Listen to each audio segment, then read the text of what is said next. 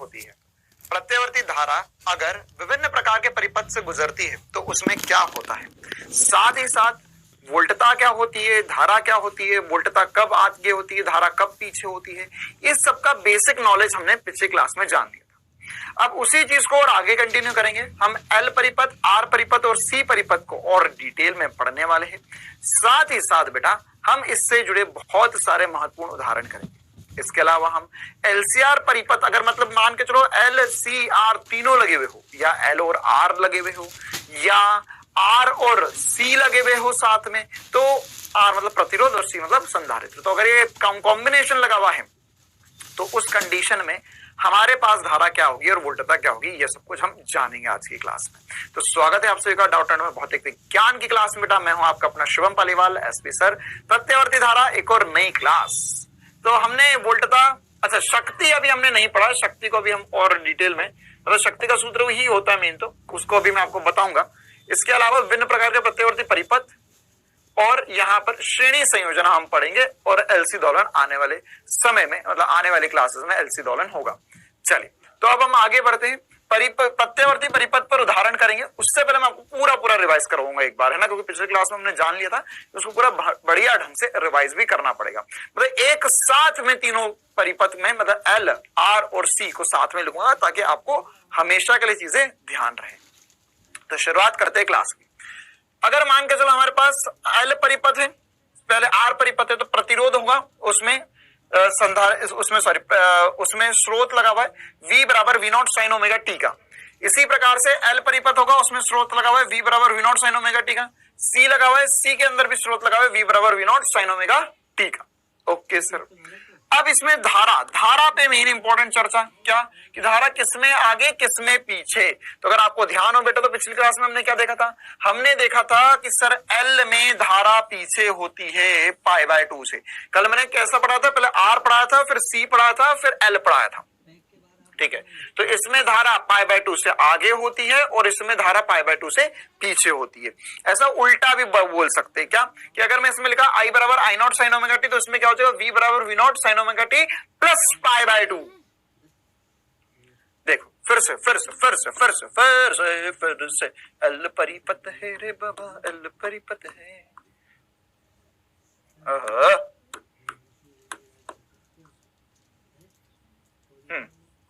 यहां पर ये एक एल परिपथ है, ये V बराबर V naught sine omega T, है ना।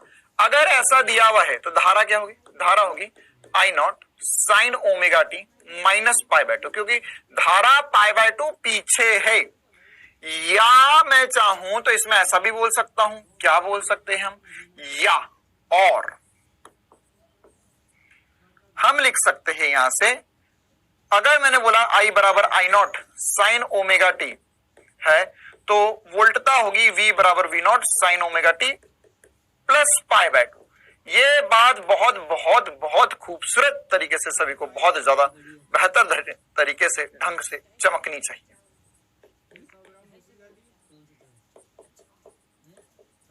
इसमें किसी भी प्रकार की कोई समस्या नहीं होनी चाहिए, ठीक है। क्यों, क्योंकि ये पाई बाय 2 आगे है, 90 डिग्री आगे है, तो मैं तो या तो इसको ओमेगा टी लिख दूं तो ये प्लस पाई बाय 2 होगा, इसको ओमेगा टी लिख दूं तो ये माइनस पाई बाय 2 हो जाएगा। अच्छा, अब इसके अलावा अगर हम इसका ग्राफ, ये सॉरी अभी हमने इसमें मोस्ट इंपॉर्टेंट सी बात की, अगर हमने इसमें क्या बनाया, इसका फेजर टाइप बनाने की कोशिश करी, तो अगर मैं बोल रहा हूं ये आई है धारा, तो ये क्या होगी, वोल्टता V। या मैं इसको ऐसा भी बना सकता था, कैसा बना सकता हूं, इसे मैं ऐसा बोल सकता हूं सर, कि अगर मैंने यहां पर बनाना चाहा तो मैं इसमें बोलूं कि ये है वोल्टता V, तो धारा क्या होगी, नीचे होगी I। तो कुल मिला के कहने की बात यह है कि वोल्टता पाई बाय 2 आगे रहना चाहिए धारा से, ये इंपॉर्टेंट सी बात है।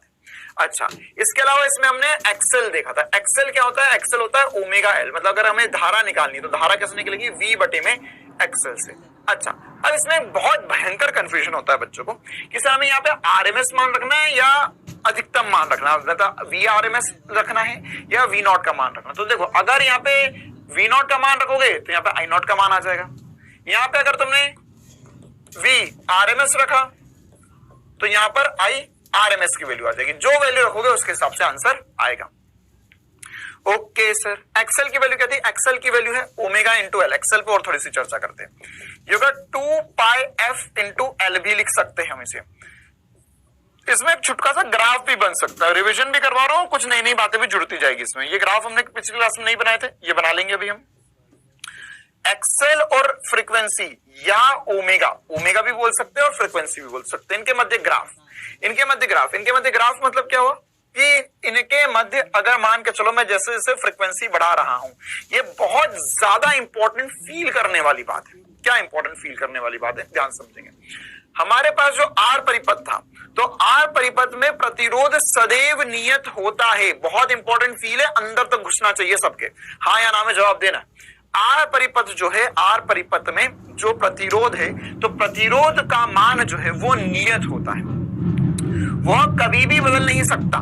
प्रतिरोध का मान कभी नहीं बदल सकता इस दुनिया में, प्रतिरोध जो है वो का वही रहेगा। अच्छा, लेकिन अगर मैं एल की बात करूं, एल प्रेरक, तो एल में जो एक्सेल का मान होगा, एल नहीं बदलेगा, लेकिन एक्सेल जो क्या था हमारा प्रतिबाधा हमने पढ़ा था। तो प्रतिबाधा जो होता है हमारा एक्सेल, ये एक्सेल जो होता है, देखो प्रतिघात भी बोलते हो, प्रतिबाधा भी बोलते हो इस चीज को, है ना। प्रतिघात भी बोल सकते हो, प्रतिबाधा भी बोल सकते हो। अब प्रतिघात का क्या सीन है, प्रतिघात को हम Z से चिन्हित करते हैं, वो अभी हम आगे जब तीनों परिपथ पढ़े, मतलब तीनों एक साथ श्रेणी में लगाएंगे तो उसको और डिटेल में समझेंगे। लेकिन अभी हम उसको देखो, अभी अगर सवाल करते उसमें प्रतिबाधा लिखा हुआ तो भी यही करना है, प्रतिघात लिखा हुआ तो भी एक्सेल ही। देखो ये भी एक्सेल है, ये भी एक्सेल है। इसका नाम प्रेरकीय प्रतिघात भी बोल सकते हैं, प्रेरकीय प्रतिबाधा भी बोल देते हैं। अब यहां पर हाँ, हम ये समझ रहे थे कि इसमें जो एक्सेल है, एक्सेल क्या है, एक तरीके से हमारा प्रतिरोध है। कौन सा प्रतिरोध है? जो किसमें आता है, एल में आता है, वो उसके इक्विवेलेंट है। तो हमारा प्रतिरोध में मान हमेशा नियत होता था, किसी पर निर्भर नहीं करता आर का मान। लेकिन एक्सेल का मान किस पे निर्भर कर रहा है? ओमेगा पर। मतलब अगर हमने आवृत्ति बढ़ाई, मतलब मान के चलो मैंने करंट लिया, ऐसा सवाल आएगा, मैंने करंट लिया, उसकी आवृत्ति जो थी 50 हर्ट्ज थी, अब आवृत्ति 100 हर्ट्ज हो चुकी है, तो एक्सेल क्या होगा? दुगना हो जाएगा। कि 50 से 100 हुआ तो एक्सेल दुगना हो जाएगा। ये बहुत इंपॉर्टेंट सी बात जो हमें ध्यान होना चाहिए। एक ग्राफ भी काफी ज्यादा इंपॉर्टेंट भी है। ओके सर, अब यहां पर अगर ये सारी बातें हमें चमकती है तो इसके अलावा और क्या चमकना चाहिए?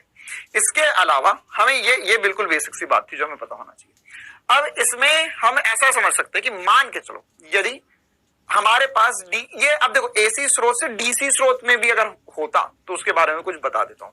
मान के चलो मेरे पास अगर डीसी स्रोत है, डीसी स्रोत मतलब दुष्ट धारा है,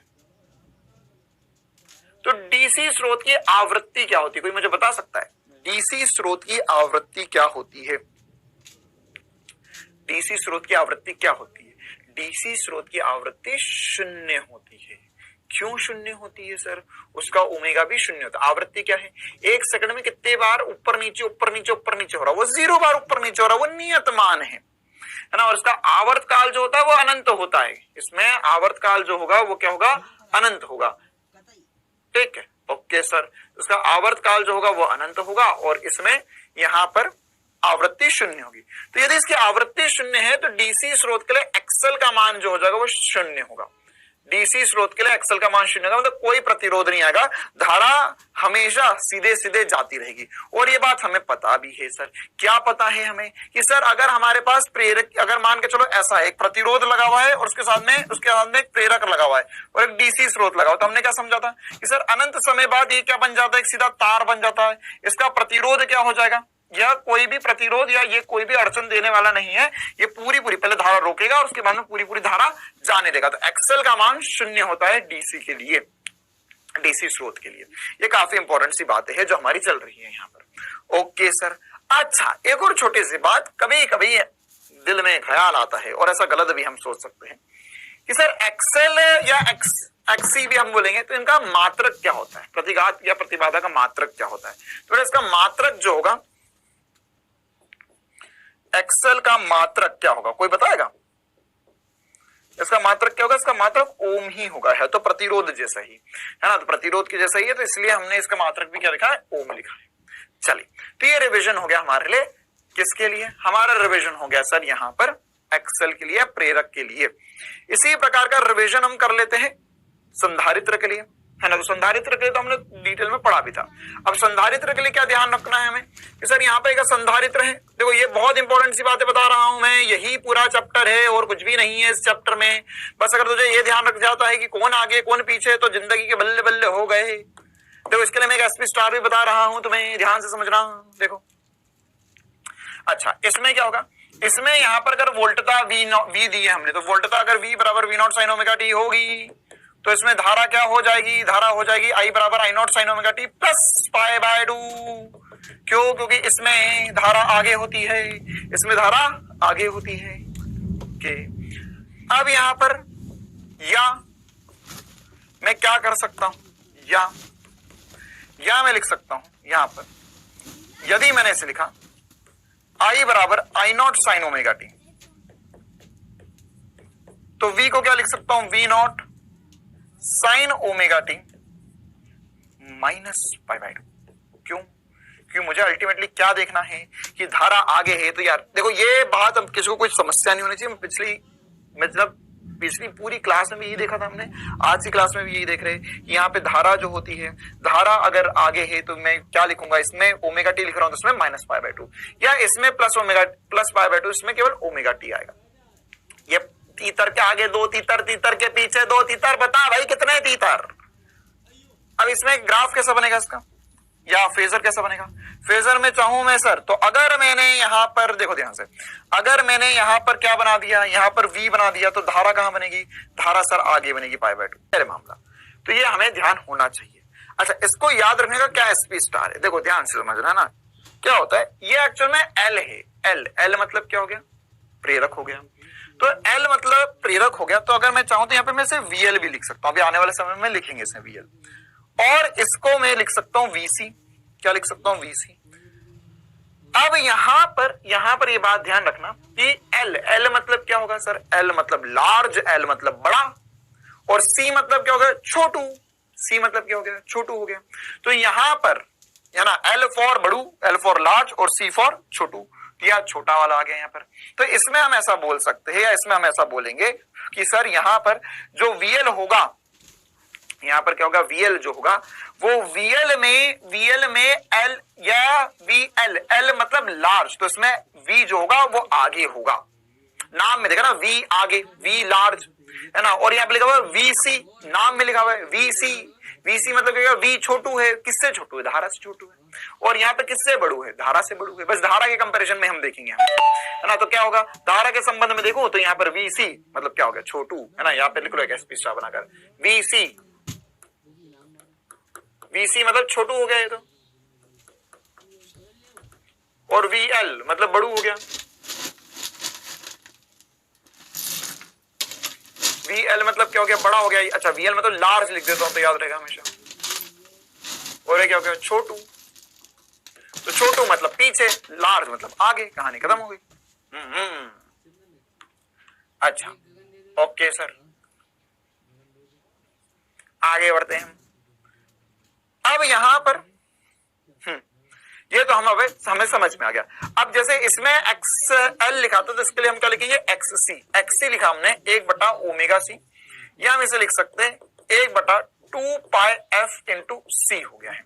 तो अगर मैं इसमें ग्राफ बनाऊंगा, मैंने ग्राफ बनाया XC और ओमेगा के बीच में, या FC और F के बीच में बनाऊं, या ओमेगा के बीच में बनाऊं, यहां पर ये व्यक्तक्रमानुपाती का ग्राफ बनेगा, इनवर्सली प्रोपोर्शनल का ग्राफ बनेगा। क्यों? क्योंकि XC जो है वो ओमेगा के व्यक्तक्रमानुपाती है, XC जो है वो F के व्यक्तक्रमानुपाती है। तो ये बहुत इंपॉर्टेंट सी बात है जो मुझे पता होनी चाहिए। ओके सर, बहुत बढ़िया, मजा आ गया सर इसमें। तो और क्या करना है यहाँ पर, देखो ये तो बिल्कुल बेसिक सी बात थी जो मुझे पता होना चाहिए। अब जैसे इसमें डीसी स्रोत के लिए बात करें, वैसे इसमें अगर मैं डीसी स्रोत लगा दूं, देखो अच्छा पहले तो तुम कॉमन सेंस से बताओ क्या होना चाहिए सर। डीसी स्रोत में क्या होता है, डीसी स्रोत लगता है तो वहां पे ये जो हमारा संधारित्र होता है वो धारा को रोक देता है। हम t बराबर 0 पे बात नहीं कर रहे, हम t बराबर अनंत पे बात करेंगे। रखा लग गया, उसके बाद में क्या हो गया थोड़े समय बाद। तो हमें बताओ सर डीसी स्रोत में f बराबर 0 होगा, तो अगर f बराबर 0 होगा तो XC जो होगा वो अनंत आ जाएगा। क्यों? क्योंकि वो 1/f है। तो ये 1/f मतलब अनंत प्रतिरोध आ गया। अनंत प्रतिरोध आ गया मतलब कि धारा जो हो जाएगी वो शून्य हो जाएगी। और मुझे पता भी है कि यहां पर धारा क्या होती है, शून्य होती है। देखो ऐसा कुछ पढ़ा था ना मैं कि यहाँ पर ये होगा सर, संधारित्र लगा हुआ है, अगर मेरे पास डीसी स्रोत है तो यहाँ थोड़ी देर बाद ये खुल जाएगा ना, ये यहाँ पर से धारा को जाने नहीं देगा आगे, ये आवेश संग्रहित या संचित करके रख लेगा। तो ये आसानी से आप समझ सकते हो। अच्छा, इसका एक और एक मजेदार एसपी स्टार बताता हूं तुम्हें, याद रखने का तरीका एक और। ये क्या है? ये है संधारित्र, ठीक है, ये भी एक है संधारित्र। अब अगर ये संधारित्र मान के चलो, मैंने बोला कि संधारित्र जो है सर, है ना, उसको लगा दिया हमने एक डीसी स्रोत से। कैसे स्रोत से लगा दिया? डीसी स्रोत से। तो धारा आएगी, रुक जाएगी। डीसी स्रोत क्या आएगा? रुक गया। क्यों? क्योंकि हमने संधारित्र एसी स्रोत से लगाया। किस स्रोत? कौन से स्रोत से लगाया? एसी स्रोत से। तो एसी स्रोत में क्या होगा? धारा आएगी, dewy dewy dewy dewy dewy dewy, निकल गई। अरे एसी स्रोत में क्या होगा? एसी स्रोत में से उछलती कुदरती आएगी धारा, तो वो उसके अंदर से निकल जाएगी आसानी से। लेकिन डीसी स्रोत में धारा नहीं निकल पाती। डीसी स्रोत में देखो, ये एसपी स्टार से आपको जो एक और कंफ्यूजन है वो भी हमेशा के लिए पार हो जाएगा कि डीसी स्रोत में धारा हमेशा रुक जाती है संधारित्र में। चलिए, तो ये बिल्कुल बेसिक सा रिविजन हमने हर एक चीज का कर लिया है। ओके, अब हम यहाँ पर इस पर जितना पढ़ा उस पर आधारित बहुत सारे क्वेश्चन करने वाले हैं। कैसे क्वेश्चन आएंगे तो आपको और आइडिया लग जाएगा। वैसे हमने कुछ होमवर्क में डाले थे पिछली क्लास में, उससे ही बेहतर और कुछ बेसिक से क्वेश्चन हम करने वाले हैं। चलो देखो, तो यहाँ पे पहला क्वेश्चन क्या है? पहला क्वेश्चन है 0.1 हेनरी प्रेरक की कुंडली को प्रत्यावर्ती वोल्टता जनित्र मतलब जनरेटर से जोड़ा जाता है। जनित्र मतलब जनरेटर। अच्छा, उसमें उत्पन्न वोल्टता इतनी है तो कुंडली में प्रवाहित धारा क्या होगी? तो देखो, आपको क्या दिया हुआ है? आपको वोल्टता दी हुई है, E बराबर दिया हुआ है, E बराबर दिया हुआ है। पहला क्वेश्चन कर रहे हैं, आराम से करेंगे। 100 साइन 100t, ये क्या है आपका? E नॉट दिया हुआ है। एक तरीके से क्या दिया हुआ है? E नॉट दिया हुआ है। अच्छा, अब से धारा पूछिए। तो आपको क्या पता है प्रेरक में क्या होता है? सर प्रेरक में हमने देखा था कल की क्लास में भी कि सर प्रेरक में π/2 पीछे होता है। तो उसमें जो इक्वेशन बनी थी वो माइनस कॉस की बनी थी, अगर आपको याद हो तो आंसर जो होगा वो साइन वाला कभी नहीं हो सकता, कॉस वाला कभी नहीं हो सकता, माइनस साइन वाला कभी नहीं हो सकता। आंसर जो होगा वो होगा माइनस कॉस वाला। क्यों? क्योंकि यही बेसिक सी बातें थी जो मैंने आपको पिछली क्लास में बताई भी थी कि यहाँ पे जो धारा आती है, अगर मैं धारा देखूं तो ये धारा क्या है? ये धारा एक्चुअल में क्या है? I बराबर minus I not cos omega T, जिसको ही हमने क्या लिखा था? जिसको ही हमने लिखा था साइन के पदों में, इस प्रकार से। ठीक है, तो यहां पर यह वही धारा वाली बात होगी। तो यहां पर हम आसानी से देख सकते हैं, हम यहां पे आसानी से देख सकते हैं कि इसका आंसर जो होगा वो फोर्थ वाला होगा। बाकी मैं एक बार आपको ये वाली वैल्यू भी निकालना सिखा रहा हूं, है ना, कि ये 10 कैसे आया यहाँ पर। तो 10 निकालने के लिए हमें धारा निकालनी है। ये धारा का अच्छा, ये आरएमएस मान होगा या अधिकतम मान होगा? सर हम जब भी इक्वेशन लिखते हैं I बराबर आई नॉट साइन ओमेगा टी या कॉस ओमेगा टी, तो उसमें आई नॉट जो होता है वो अधिकतम मान होता है। तो यहां पर ये हो जाएगा आई नॉट का मान। तो आई नॉट का मान जो होगा वो होगा ई नॉट बटे में एक्सएल। अच्छा, आपके पास ई नॉट है क्या? हाँ सर, ई नॉट की वैल्यू है 100। एक्सएल क्या होता है? एक्सएल होता है सर ओमेगा इंटू एल। क्या आप इस समीकरण से ओमेगा बता सकते हो? हाँ सर, ये वाला जो होगा, मैं इसको क्या लिखता हूं? मैं लिखता हूं इसे E बराबर ई नॉट साइन ओमेगा टी। तो ये जो 100 होगा ये क्या है? ओमेगा है। 100 क्या है? ओमेगा है। तो यहां पर हम लिखेंगे 100 बटे में 100 इंटू एल। एल की वैल्यू दी हुई है 0.1 हेनरी, तो यहां पे लिखेंगे 0.1। तो 100 से 100 कट गया, ये पॉइंट उड़ेगा तो ये 10/1 है ना, या 10/1 सॉरी एम्पियर। ओम नहीं, एम्पियर आएगी। एम्पियर कौन सी आएगी? अभी धारा निकाल रही है, हम लोग धारा निकाल रही है। ये हो गई ई नॉट, क्योंकि ओमेगा एल ये होगी 100 बटे में 100। ओमेगा की वैल्यू आ गई, एल की वैल्यू 0.1 का हो गया ऊपर, तो 10 आ गया। तो इसलिए यहाँ पर ये सब में 10 10 10 10 दिया हुआ। तो आई की वैल्यू कितनी आएगी? 10 माइनस 10 कॉस ओमेगा टी। या हम इसको क्या लिख सकते हैं? हम इसी को अगर आई की वैल्यू लिखना चाहे तो हम लिख सकते हैं 10 साइन ओमेगा टी माइनस π/2, क्योंकि यह एल में v आगे होता है। तो वो अगर v बराबर ओमेगा टी लिखा हुआ तो हमें माइनस π/2 करना पड़ेगा इसमें। या पूरा ऐसा लिख सकते हैं I बराबर 10 साइन 100t माइनस π/2। ये चैप्टर अगर तुम्हें जो बेसिक सी बात मैंने बताई अगर वो समझ में आ गई तो तुम्हारे लिए सबसे आसान चैप्टर होगा। लेकिन अगर तुम इसमें उलझ रहे हो, तुम समझना नहीं चाह रहे हो बातों को, तुम अपने दिमाग में घास फूस भर के बैठे हुए हो, भूसा भरा हुआ तुम्हारे दिमाग में, तुम्हें ऐसा लग रहा है कि नहीं नहीं नहीं सर ये तो पता है बेकार ही आएगा सर, बहुत मुश्किल है, तो फिर कुछ नहीं हो सकता, फिर नहीं आएगा ये चैप्टर और कभी समझ में नहीं आएगा, है ना।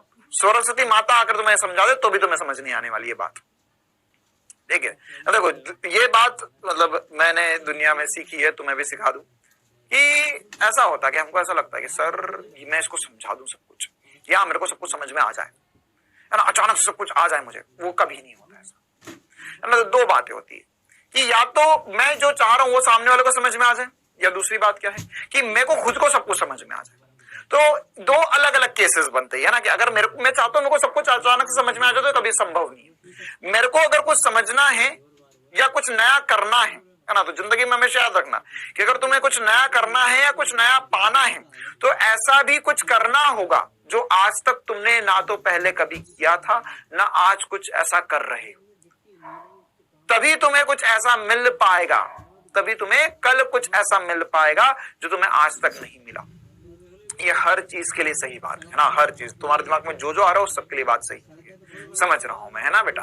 तो जो जो तुम्हारे दिमाग में आ रहा है वो सब कुछ के लिए सही बात है कि अगर तुझे नीट निकालनी है, नीट की परीक्षा निकालनी है, चैप्टर समझना है, कोई सा भी टॉपिक समझना है, कोई सा भी सवाल करना है, तो सवाल करने के लिए ना वो नया सवाल है, नई चीज है जिंदगी में, तो नया करने के लिए कुछ ऐसा करना होगा जो आज तक नहीं किया था, तभी तो वो नई बात भी हमें समझ में आएगी, तभी तो वो बात हमारी पकड़ में आएगी, ठीक है। ऐसे अचानक से आकाशवाणी नहीं होगी, ये अचानक से, है ना, तुम सोए, तुम्हारे हाथ सिर पे किसी ने हाथ फेर दिया, ओ सारा फिजिक्स एक बार में दिमाग के अंदर आ गया, तो भी कुछ नहीं होगा उससे, है ना। फिजिक्स आने से क्या होगा, फिजिक्स आने से, फिजिक्स अगर तुम्हें कोई ये बायोलॉजी से सब्जेक्ट नहीं है कि तुम्हें हाथ फेर के तुम्हें याद करवा दे सब कुछ, जब तक कूदेगा नहीं ना तब तक कुछ नहीं होगा, है ना। और एक और राज की बात बताता हूं तुम्हें,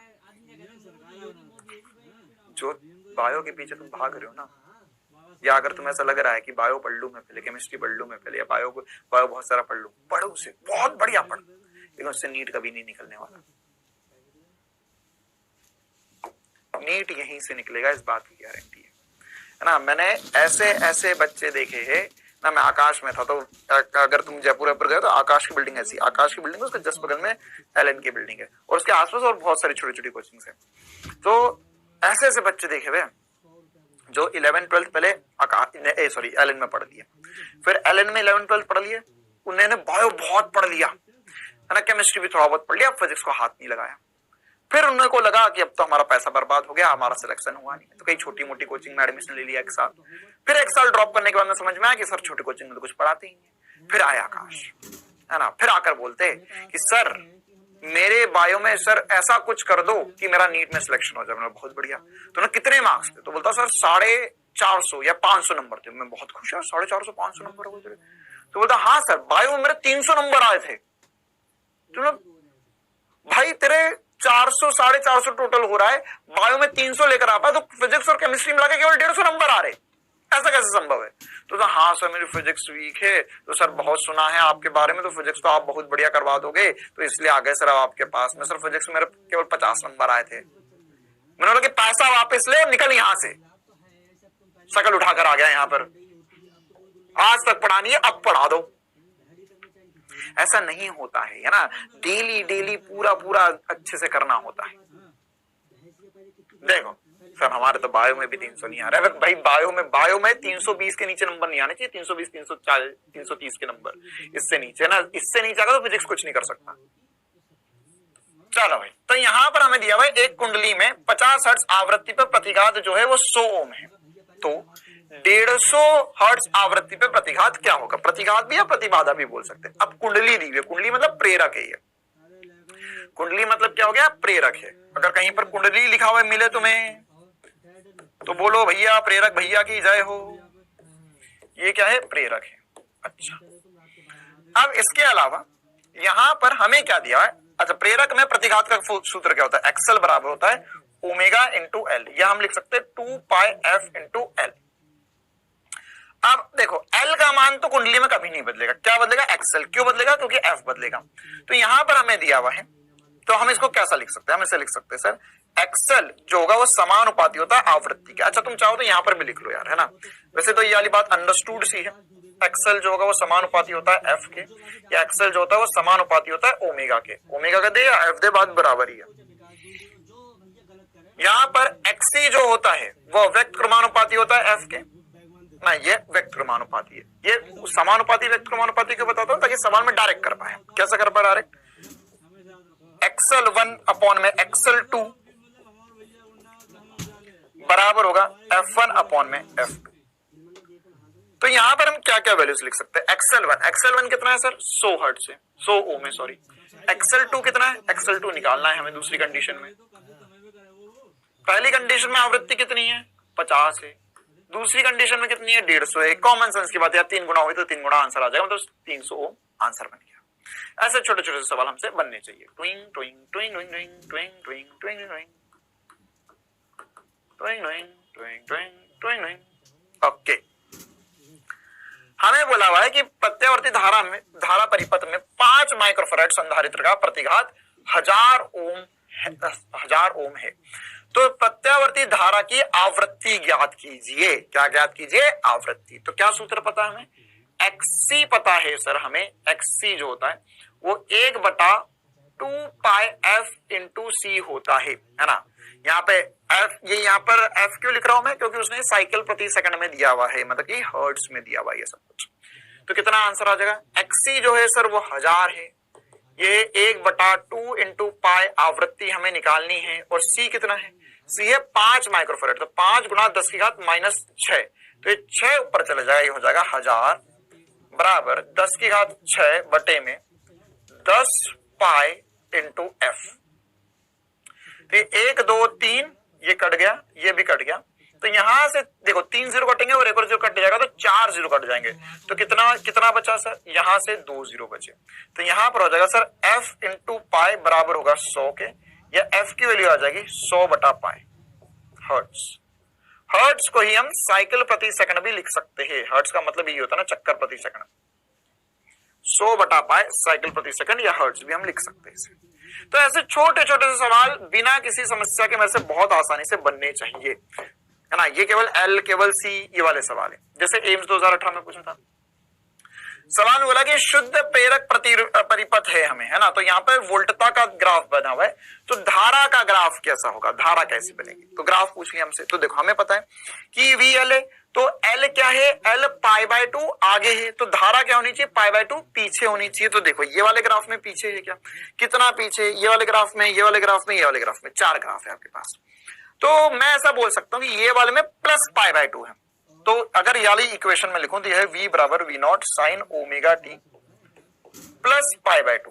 प्लस π/2 मतलब कॉस की इक्वेशन है। अरे भैया कॉस का ग्राफ है, तो उसका ग्राफ किसका बनना चाहिए, साइन का ग्राफ बनना चाहिए। तो साइन का ग्राफ एक ही है। सर हमें तो कुछ नहीं आया है, तो कुछ पता नहीं, आप तो क्या ही बता दिए इसमें। देखो इसको ऐसा भी समझ सकते हैं, दूसरा तरीका, दूसरा स्पीड। हमने क्या सीखा कि इन ग्राफ को जब ओवरलैप करेंगे एक दूसरे पर, है ना, हमने सीखा कौन आगे कौन पीछे ग्राफ बनाना।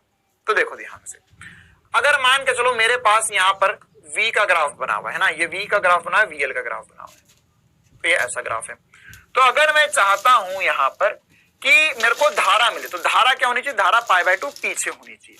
तो एक एक करके बनाओ। देखो यहां पर ये नीचे गया, यहां पर ये नीचे गया, फिर ऊपर आया, फिर यहां पर। तो क्या ये यहां से इसका पीक π/2 आगे, नहीं सर ये 0 है, ये π/2 यहां होगा, यहां पर कहीं पाई आएगा, यहाँ पर 2 पाई हो जाए, सॉरी यहाँ पर पाई आएगा, यहाँ पर 3 π/2 आएगा, फिर यहाँ पर 2 पाई। सॉरी ये तो बहुत आगे निकल गया, इतना भी नहीं लेकर जाना है सर, π/2 लेकर जाना है केवल, है ना। कितने का डिफरेंस आना चाहिए, π/2 का। तो पहला ऑप्शन गलत हो गया।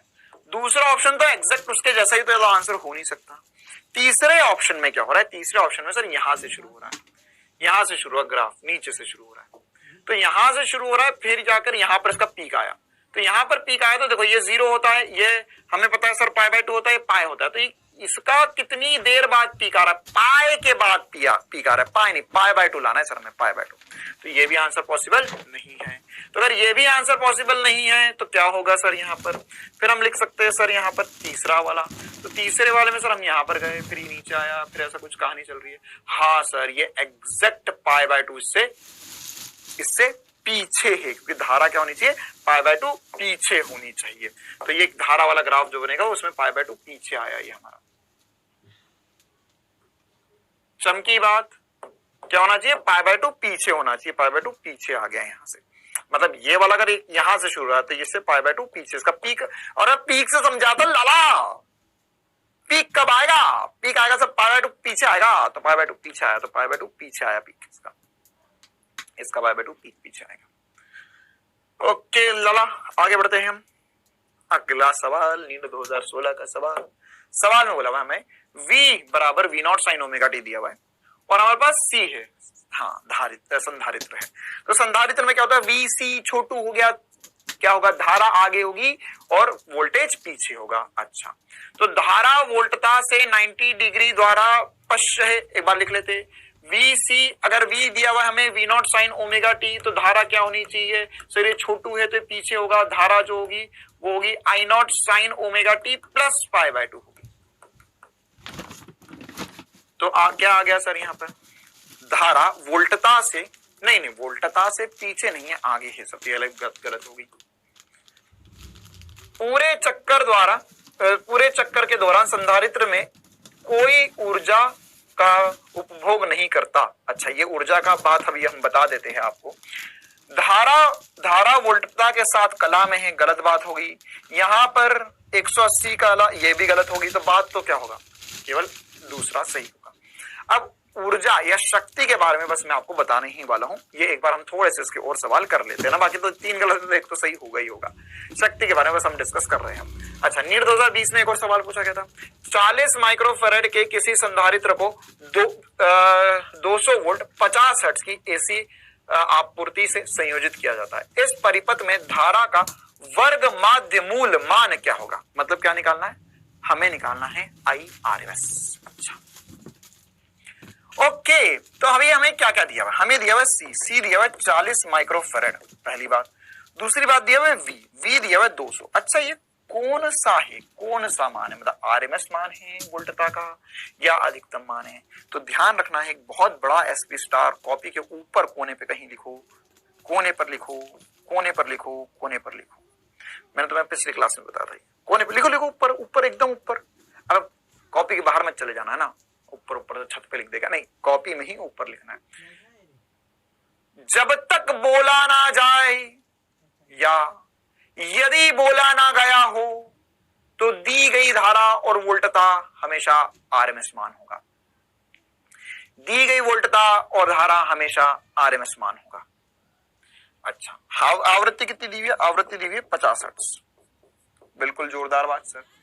अच्छा, तो यहां पर धारा, इस परिपथ में धारा का वर्ग माध्य मूल मान क्या होगा, तो RMS मान क्या होगा ये निकालना है हमें। तो ये हमें पता करना है। देखो, तो IRMS जो होगा वो हो जाएगा VRMS बटे में XC। अच्छा, XC क्या होता है, XC तो सर खुद 1/ω/c होता है।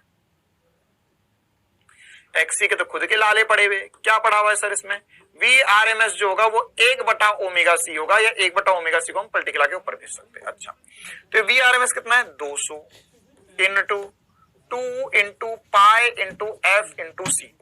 तो ये 200 इंटू, यही आंसर है, 2 इंटू पाई। अच्छा, F कितना है, F है सर 50 हर्ट्ज, इंटू C कितना है, C जो है 40 माइक्रोफैराड। ये आंसर है, ये आंसर है। ठीक है, अब एक बार सॉल्व करें तो पहले 0 0 समझ लेते हैं हम, 0 0 समझ लेते हैं। देखो कितने जीरो हो गए, 1 2 3 4 जीरो हो गए। कितने जीरो हो गए, 4 जीरो। तो ये 10 में से 4 जीरो चले जाएंगे ना, ये दोनों मिलके 5 जीरो बना देंगे। कितने जीरो बना देंगे, 5 जीरो। ठीक है, तो कितना बचा यहां से बचा सर 2 इंटू 4 करोगे 8 पाई इंटू 10 की घात -1 मेरा आंसर आ गया, है ना। ये मिलकर 5 जीरो उड़ा दिए। अब ऑप्शंस को एक बार देख लेते हैं सर। तो यहां पर कितना हो जाएगा, यहां पर हो जाएगा सर 8 इंटू, देखो 3.14 इंटू 10 की पावर -1, या मैं चाहूं तो 8 इंटू 0.3 कर दो तो मेरा आंसर है। अरे एक पॉइंट इधर शिफ्ट कर दिया इसमें, जैसे आपको सॉल्व करना हो कर लो भैया ना। 0.3 मतलब 0.2 के करीब आंसर आना चाहिए, 0.2 के करीब मेरा कुछ आंसर बैठना चाहिए। एक बार चेक कर लेते हैं। यहाँ पर हो जाएगा 24 एक मिनट एक्सट्रीमली सॉरी। तो यहाँ पर हो जाएगा 24 है ना, तो यहाँ पर हो जाएगा 2.4 के करीब मेरा आंसर बैठना चाहिए। एक बार हमारे पॉइंट चेक कर लेते हैं हम। 1 2 3 4 जीरो गए और इसने एक और 5 जीरो ले गया, तो 1 जीरो बचा। ओके सर, और बचेगा यहां से सर 2 इंटू 4 8 इंटू पाई। ठीक है, तो 8 इंटू पाई करेंगे तो यहाँ पर 24 पॉइंट कुछ आ जाएगा। तो 24 पॉइंट, हाँ ठीक है, सही बात है। तो 24 पॉइंट कुछ करेंगे तो 2.4 के करीब, 2.4 के करीब हमारा आंसर आया। तो 25 हमारा सबसे सही आंसर होगा। देख लेते एक बार, देखो क्या कर रहा हूं मैं। 8 इंटू 3.1 कर लो, चलो इतना कर लो फिर। तो 8 इंटू 3.1 कर लो, इंटू 10 की पावर -1 रहने दो। यहां पर हो जाएगा 8 इंटू 1 करोगे तो 8 आ जाएगा और ये जाएगा 2.4, या मैं से 2.48 एम्पियर लिख सकता हूं, या 2.5 एम्पियर मोस्ट प्रोबेबल आंसर होगा। ठीक है, बाकी जो इससे पहले भी कर रहे थे हम वो भी कर सकते हो, कोई दिक्कत वाली बात नहीं है। ओके सर, चलिए आगे बढ़ते हैं। ये नीट 2020 का सवाल, इसी प्रकार के बहुत सारे सवाल आए हुए हैं ना। एक और सवाल कर लेते हैं हम। प्रत्यावर्ती धारा परिपथ में शुद्ध संधारित्र जिसमें एसी विद्युत वाहक बल दिया गया मिली एम्पियर, वोल्टता कितनी है 100 बटे में, अच्छा एक्सल तो एक्सी तो जो होता है वो 1/ओमेगा c होता है, तो पलटी खा के ऊपर चले जाएगा। तो यहां पर कितना हो जाएगा, ये हो जाएगा सर 200 इंटू 10 की पावर -3 बराबर होगा 100 इंटू 2। अच्छा हमें क्या दिया हुआ है, ये क्या दिया हुआ है ओमेगा, क्या दिया हुआ है ओमेगा। तो वाह बात ही बन गई। यहाँ तो यहाँ हो जाएगा 100 इंटू ओमेगा, ओमेगा दिया हुआ है 1000 इंटू सी की वैल्यू पूछिए, एकदम आसान सी बात। इसको चाहो तो कंपेयर करके भी लिख लो। यहाँ पे दिया हुआ है E बराबर 100 साइन इंटू 1000 टी, तो हम ऐसे लिख सकते हैं E बराबर E0 साइन ओमेगा टी। ठीक है, तो इससे हमने कंपेयर करके लिख लिया। तो हमारे पास वैल्यूज कितनी कितनी आ गई है, एक बार देख लेते हैं सर। यहां से सर ओके, हाँ भाई आगे बढ़ते हैं उससे पहले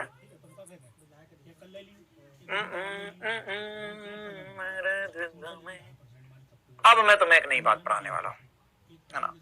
शक्ति भी इसी में देख लेंगे, चिंता मत करो, शक्ति भी साथ में बता दूंगा मैं ना। वो एक ही छोटा सूत्र होता है यार, शक्ति क्या होती है, V इंटू आई, खत्म बात होगी। अब मेरे को क्या करना है, अब यहां से आगे इस चैप्टर को पढ़ने के 2 तरीके होते हैं। मैंने एक को सूत्र दिया है, मतलब मेरे को L आ गया है अलग से, C आ गया है अलग से, R अलग से समझ में आ गया है। अरे सर R पे सवाल नहीं आएंगे ना, R पे तो सवाल जो आएंगे तो आपका पुराना वाला ही बन जाएगा, कोई दिक्कत नहीं है। बाकी और बहुत सारे क्वेश्चन मैंने प्रैक्टिस में होमवर्क में डाले। तो हमारे लिए अब क्या चक्कर है, हमने पढ़ लिया L अलग पढ़ लिया, R अलग पढ़ लिया, C अलग पढ़ लिया। अब दुनिया क्या करती है, दुनिया कॉम्बिनेशन बनाती है। एक R और L का कॉम्बिनेशन बनाएंगी। कैसा कॉम्बिनेशन बनाएंगी, R लेंगी और उसके बाद में L लेंगे और एक AC स्रोत लगा देंगे, फिर एक R लेंगे, फिर C ले लेंगे, फिर ये स्रोत लगा देंगे, फिर उसके बाद में सर एक L लेंगे, एक C लेंगे और फिर स्रोत लगा देंगे। ठीक है, तो ये मुझे लगता है टाइम पास, सीधी बात। क्यों, क्योंकि देखो अगर मैं तुझे ये पढ़ा दूं, अगर मैं तुझे आज ये पढ़ा दूं, मेरे पास एक R लगा हुआ है, एक L लगा हुआ है और एक C लगा हुआ है, और यहां पर एक AC स्रोत है, एक R प्रतिरोध है, एक L धारिता है और C संधारित है। तो क्या इसके अंदर ये तीनों कवर हो जाएंगे?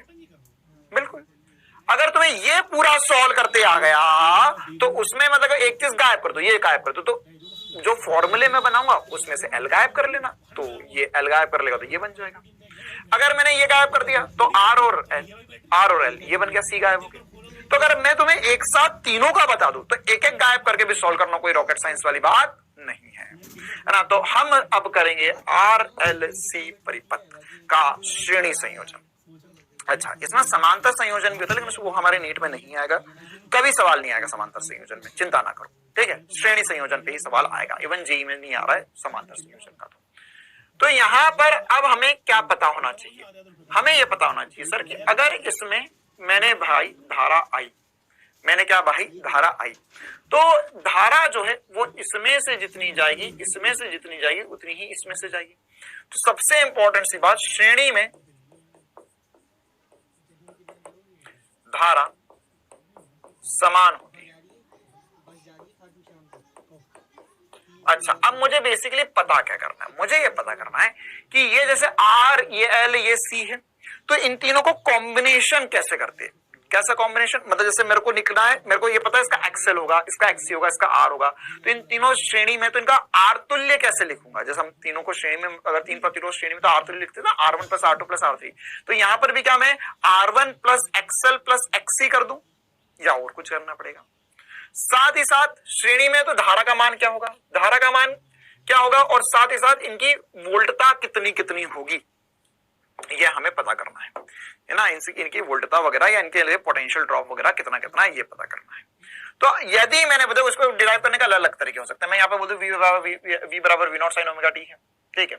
फिर उसके बाद में या I बराबर I not sine omega T है, किसी एक को तो मान कर कुछ ना कुछ तो मानना पड़ेगा ना, तो उससे स्टार्ट करते हैं। तो यहाँ पे मैंने माना जो धारा है वो I बराबर I not sine omega T. अच्छा, अब इसके पीछे राज की बात बताता हूं तुम्हें, मैं धारा क्यों मानता हूं, क्योंकि ये तीनों श्रेणी क्रम में है ना, तीनों श्रेणी क्रम में, तीनों श्रेणी क्रम में तो तीनों श्रेणी क्रम में धारा समान होगी, इसलिए मैंने धारा को कुछ मान लिया।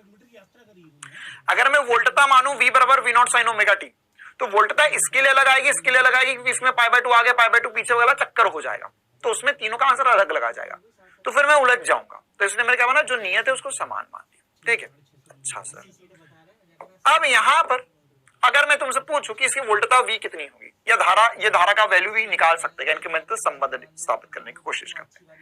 तो संबंध स्थापित करेंगे तो उसके लिए हमें पता होना चाहिए पहले कि ये क्या है, इसमें इसका प्रतिरोध तो R है, इसके लिए क्या है XC है, XL है, XL जो होता है वो ओमेगा L के बराबर होगा, और तीसरे वाले का XC है जो कितना होगा, वो होगा 1/ओमेगा C। अच्छा, ये हमें पता है। अब अगर मैं तुमसे पूछूं कि इसमें अगर इसके सापेक्ष वोल्टता जो है वो मैंने VR बोला है, इसके सापेक्ष विभवांतर जो है मैंने VL बोला है, इसके सापेक्ष विभवांतर जो है मैंने VC बोला है, तो इन तीनों का मान कितना आएगा। जैसे मैंने पूछा तुमसे VR कितना है, तो VR का मान कितना आएगा ये बताना है आपको। तो VR क्या होगा सर, धारा इंटू प्रतिरोध हो जाएगा, ठीक है। अच्छा सर, धारा का मान पता है आपको, धारा का मान पता है सर I बराबर I not sine omega T, ठीक है, ओके।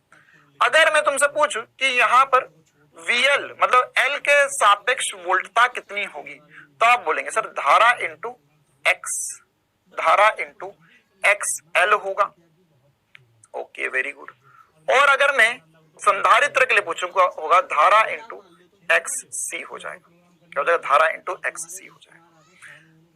अब अगर मैं इन तीनों में बात करूं, किन तीनों में, VR, VL और VC में बात करूं, ठीक है, तो तीनों में कुछ ना कुछ चक्कर है। कैसा चक्कर है, मैं इन तीनों में क्या ऐसा लिख सकता हूं, क्या ऐसा मैं लिख सकता हूं कि VR plus VL plus VC बराबर होगा V के। क्या मैं इनको सदिश रूप, सॉरी मैं इनको सीधे सीधे जोड़ सकता हूं, ये प्लस ये इसके बराबर होना चाहिए, श्रेणी में वोल्टता समान होती है। ये यहां नहीं चलेगा तुम्हारा, क्यों नहीं चलेगा, क्योंकि यहां पर क्या है, एक्चुअल में यहां पर चक्कर ये है कि इसमें वोल्टता और इसमें वोल्टता में फेज डिफरेंस है, कला में अंतर है, तीनों की वोल्टता एक जैसी नहीं है। तो अब हम यहां पर इसको सॉल्व करने के लिए लेकर आएंगे इनका सदिश योग। क्यों सदिश योग करना पड़ रहा है, क्योंकि देखो अगर मैं इसका कला आरेख बनाऊं, क्या बनाऊं मैं यहाँ पे, कला आरेख, तो कला आरेख कैसा बनेगा सर, यहाँ पर कला आरेख में चक्कर होगा। क्या चक्कर होगा कला आरेख में, कि अगर मैंने यहां पर बनाया,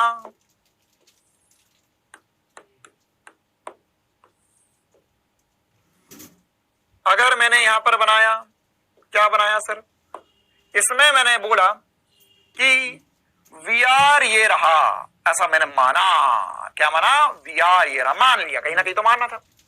मैं यही भी इसका मैं तुम्हें बताता हूँ, एनसीईआरटी में क्या बना हुआ, तुमको एनसीईआरटी बहुत प्यारी लगती है ना, और सर एनसीईआरटी में क्या पढ़ना है, एक बार खोल के देख लेना है ना।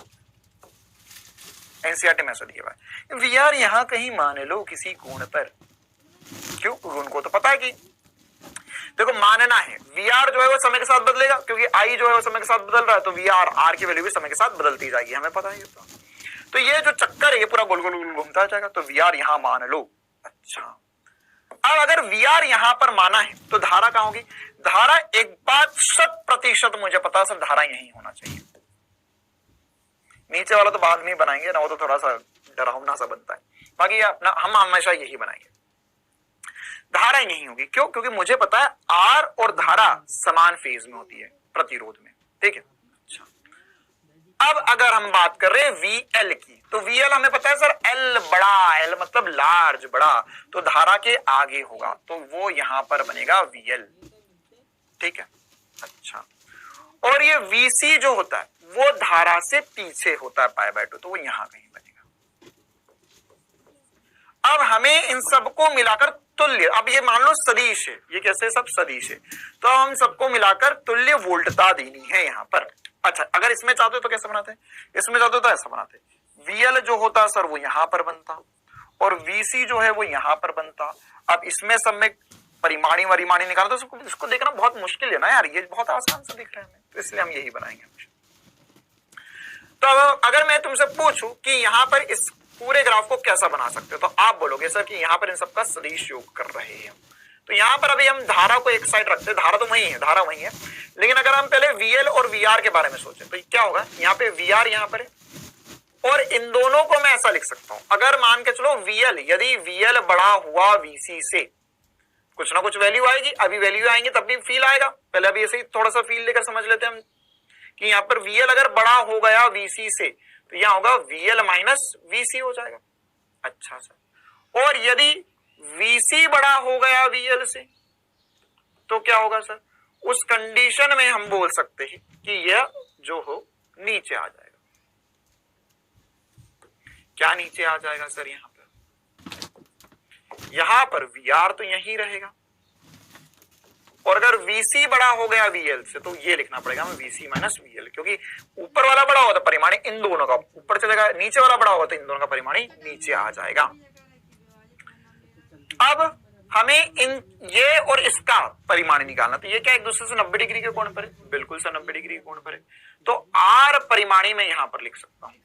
मैंने क्या बोला? R परिमाणी यहां आ जाए किसी एंगल फाई पर, मुझे नहीं पता वो कितना है, वो तो सवाल के अनुसार निकलेगा, लेकिन अभी क्या बोल दिया मैंने? किसी एंगल फाई पर।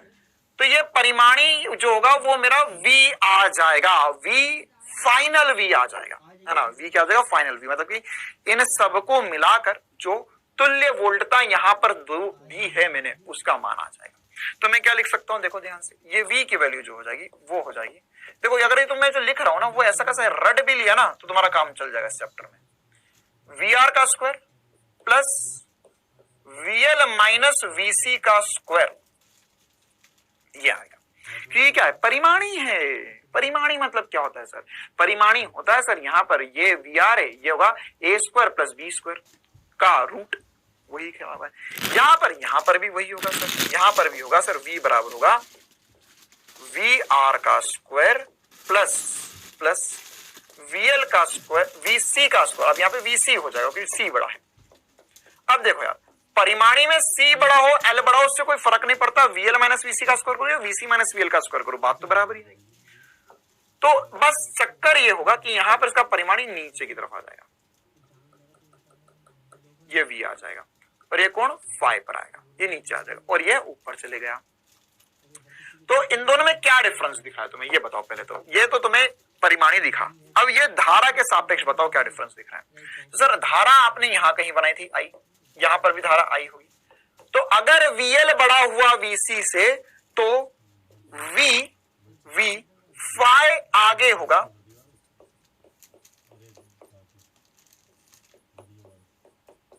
I से, धारा से। मतलब मैंने धारा क्या लिखी हुई? धारा लिखी हुई है I बराबर I0 साइन ओमेगा टी। तो यहां पे वोल्टता की जो समीकरण बनेगी वो V0 sine omega t plus π/2, sorry plus phi. Phi की वैल्यू मुझे नहीं पता, वो सवाल से पता चलेगी सॉल्व करके। ये आदमी वैसे है तो बहुत बढ़िया, रोज भी बहुत बढ़िया पढ़ाता है, इसकी जिंदगी भी बढ़िया है, पता नहीं आज क्या खा लिया है। मैंने कुछ नहीं खाया है, यह ऐसा ही है ये चैप्टर, इसमें ऐसी ही बातें करनी पड़ेगी ना। बिल्कुल साइन और कॉस का चक्कर चलता है इस पूरे चैप्टर में, और यही हमको पूरा पूरा फील लेना है। ये आगे बस आगे पीछे ही तो चल रहा है इतनी देर से। इसमें क्या होगा, इसमें ये होगा कि सर v फाई पश्चगामी या पीछे लिख सकते हैं, पीछे है i से। तो इसमें इक्वेशन क्या बनेगी, इसमें लिखेंगे हम लिखेंगे i बराबर आई नॉट साइन ओमेगा टी, तो v बराबर लिखेंगे v naught sine omega t minus five. क्या कर दिया हमने यहाँ पे, माइनस फाइव। माइनस फाइव क्यों कर दिया, क्योंकि यह पीछे है। माइनस फाइव क्यों कर दिया, ये आगे है पाई बाय 2, ये पाई बाय 2 पीछे है, इसलिए माइनस फाइव कर दिया। फाई की वैल्यू कुछ भी हो सकती है ना, वो क्वेश्चन में डिपेंड करेगा, मतलब वो क्वेश्चन वाला आपको बता देगा, मतलब अब जब सॉल्व करेंगे तो हमें पता चल जाएगा फाई की वैल्यू क्या है। अब फाई की वैल्यू निकालने का तरीका भी होता है, क्या तरीका होता है वो हम समझते हैं। देखो यहाँ पर ये जो हम यूजुअली इस पे बात नहीं करेंगे, हम इसी पे चर्चा करेंगे, क्यों, क्योंकि यही मतलब यूजुअली वीएल बड़ा ही होगा वीसी से, अगर नहीं भी होगा तो हम उसके हिसाब से एडजस्ट कर लेंगे, लेकिन अभी हम फाई के ऊपर चर्चा करते हैं। तो ये जो ट्राइंगल बना, इस ट्राइंगल कहां से बन गया, देखो मैं इसको फिर से बनाता हूं। यहां पर मेरे पास क्या है, यहां पर मेरे पास एक वी आर है, मेरे पास क्या है, मेरे पास वी आर है, बिल्कुल सर वी आर है, यह है मेरे पास वी आर है, ओके। यह है मेरे पास वीएल माइनस वीसी, और ये मेरा आ गया है आर वी परिमाणी। क्या हो गया मेरे पास, वी परिमाणी आ गया है। अगर मैं ध्यान से देखूं, जानू, समझू, पहचानू, तो मैं कैसा लिख सकता हूं, ये वीएल को उठाकर वीएल माइनस वीसी को उठाकर यहां रख लूं, तो वीएल माइनस वीसी को अगर उठाकर मैंने यहां रखा तो वी परिमाणी तो यही है, वी आर जो है वो यही है, और ये जो हो जाएगा वो हो जाएगा मेरा वीएल माइनस वीसी, ठीक है। तो ये मैं एंगल फाई लिख सकता हूं, क्या लिख सकता हूं मैं, एंगल फाई लिख सकता हूं, ठीक है। वीएल माइनस वीसी पे मैं मॉड लगा देता हूं ताकि हम इसका केवल मैग्नीट्यूड लेना पड़े।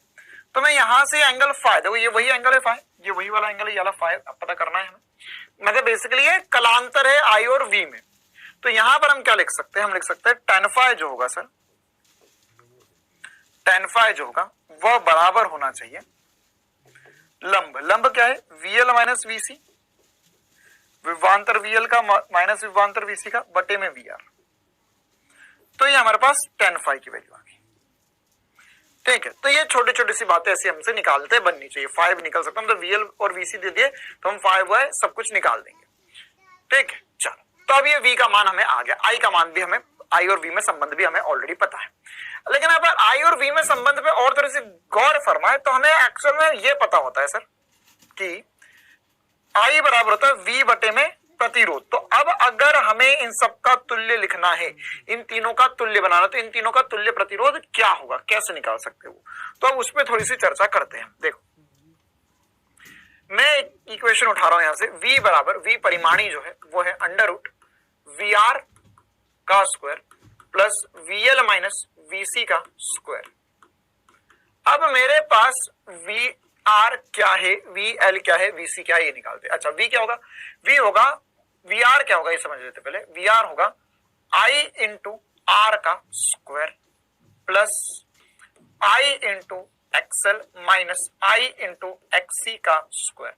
तो इस सब में से आई जो है वो कॉमन आ जाएगा, तो अगर इन सब में से आई कॉमन आ जाएगा, इसका स्क्वायर है, आई का स्क्वायर कॉमन आएगा तो आई बाहर बचेगा, ये हो जाएगा अंडर रूट आर का square plus XL minus XC का होल स्क्वायर। ये मेरे पास आंसर आ गया, ओके सर। अब ये v क्या है, v सर, v जो होगा वो v विभव होगा, अच्छा विभवांतर होगा।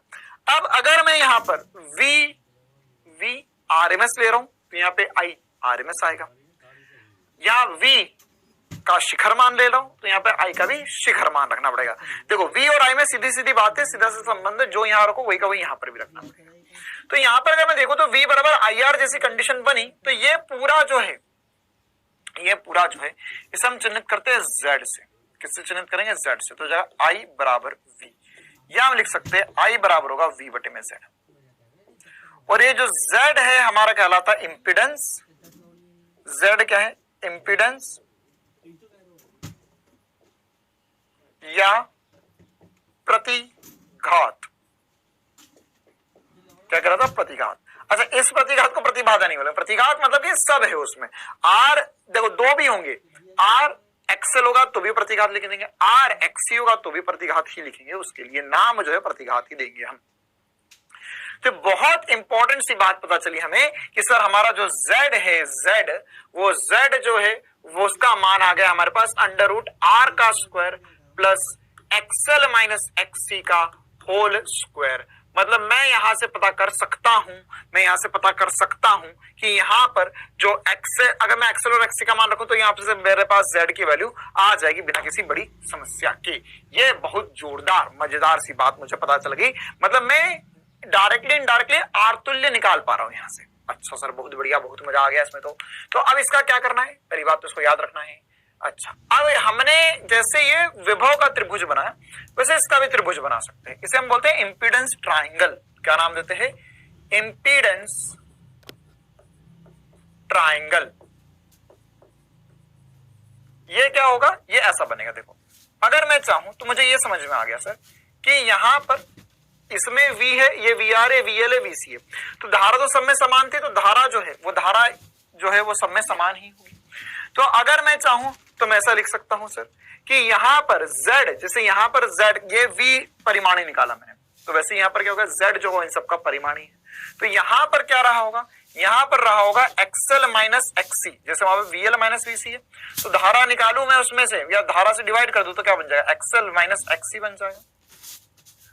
मॉड लगा देता हूं इसके ऊपर, क्यों, ताकि मुझे क्या पता चले, केवल और केवल परिमाणी पता चले।